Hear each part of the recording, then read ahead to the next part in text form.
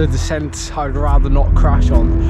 I was just, as much as I could go over without like blowing, and I definitely did struggle, I think, towards the end. And yeah, but that was good fun. That was good fun. Okay, here we go. 3, 2, 1.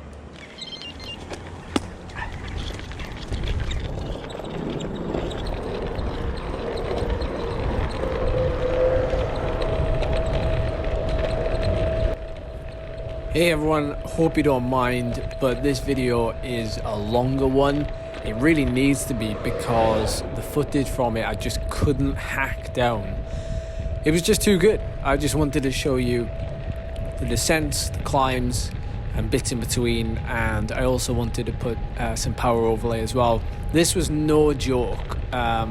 Like, it required a lot of effort to try and complete this route in an hour. But yeah, I'm gonna jump in every so often and leave you some notes. But anyways, I hope you enjoy this video.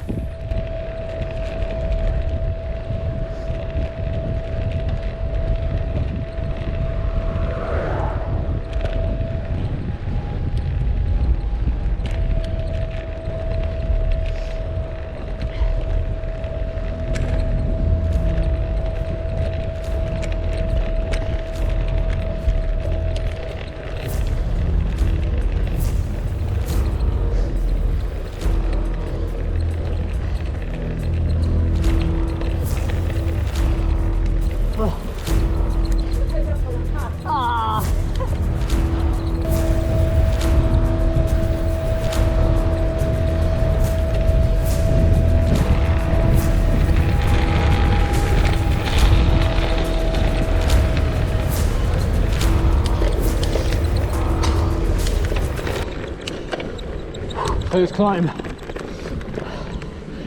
goes on for a long way, settling the threshold.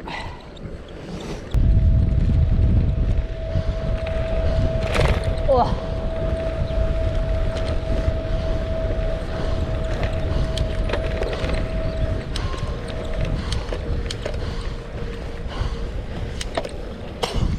Nice.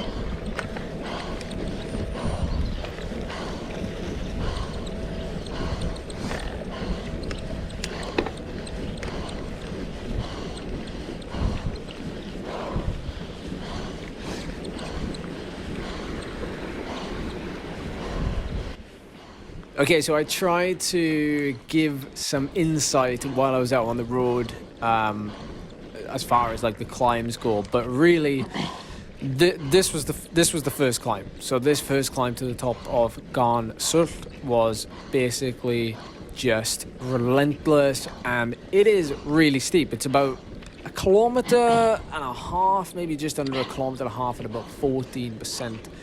It's a beaut of a climb though, it really is nice. When you get to the top, you get some awesome views, as well as a pretty technical lane descent.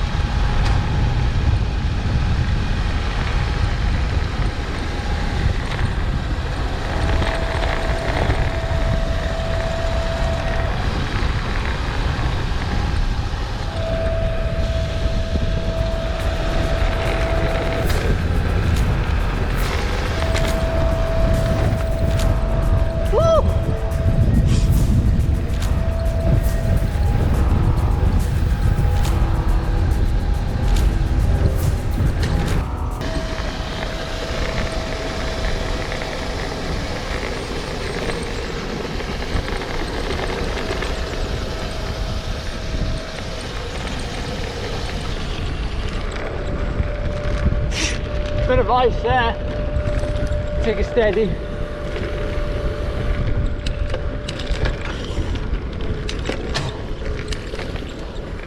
Next climb, similar thing, slightly shorter.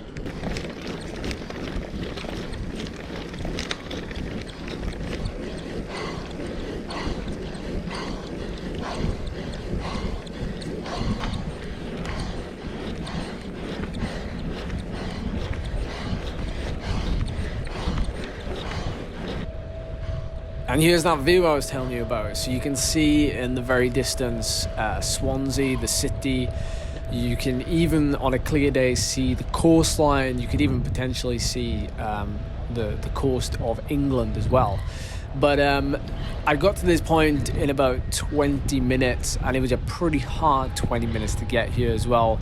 I was sipping on some Sturka Energy, which had 90 grams of carbohydrates in one bottle, which I managed to polish off on a descent later on in this effort, just so that I kept topped up. But again, another descent coming up that was just one of those descents where on a really nice day I would have enjoyed to just let loose down there, but on a day like today with a little bit of ice around, I didn't want to risk it.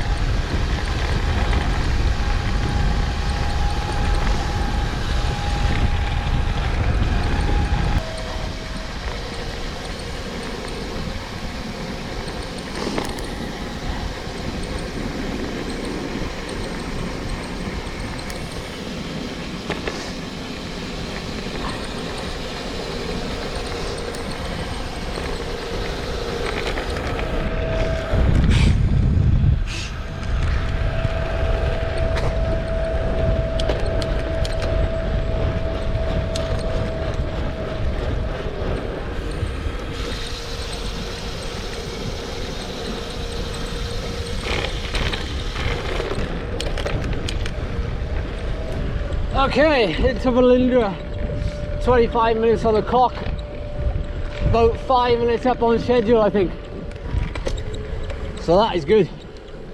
Just got to make sure I don't blow up now. This could be doable. It'll be close though.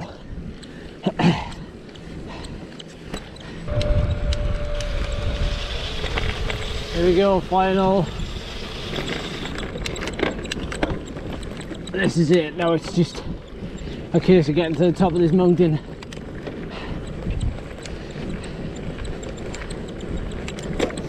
"33.5 minutes on the clock. 27 minutes or 26 minutes to get to the end.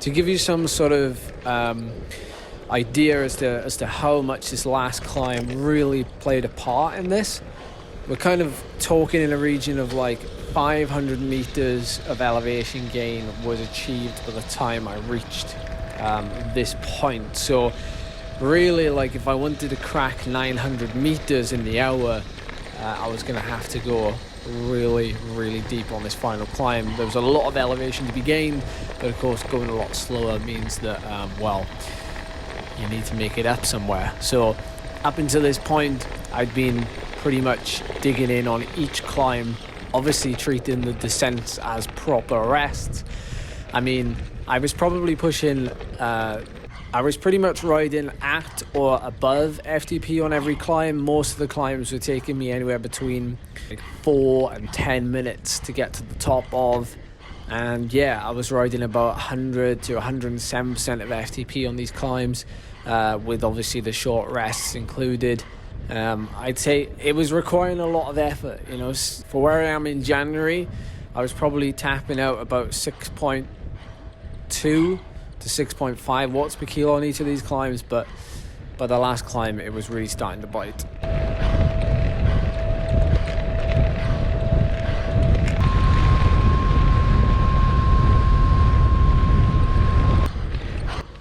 So the final descent, it was all or nothing down to the finish in Ammanford, or Betws actually, and this was the descent of Scotch Pine.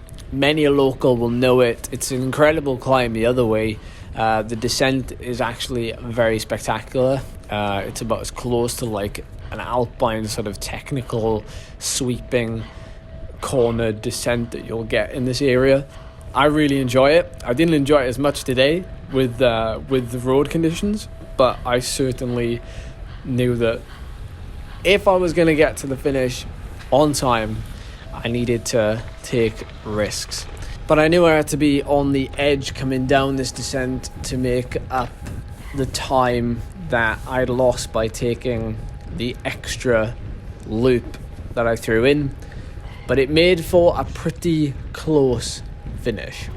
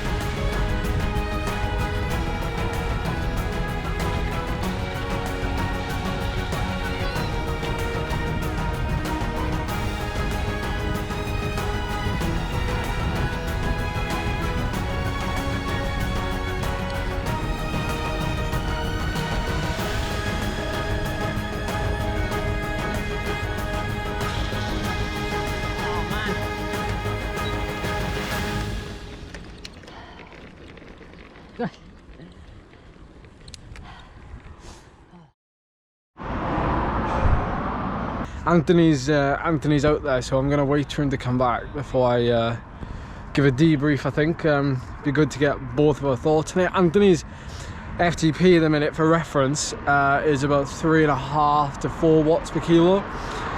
His FTP power, so I guess that's what he's riding at on the climbs.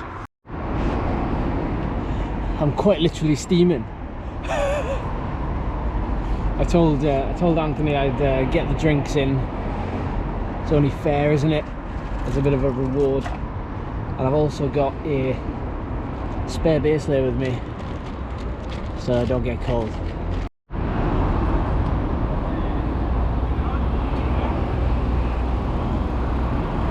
I do it? Yeah. Some of the roads, the lanes are actually better than I thought they'd be.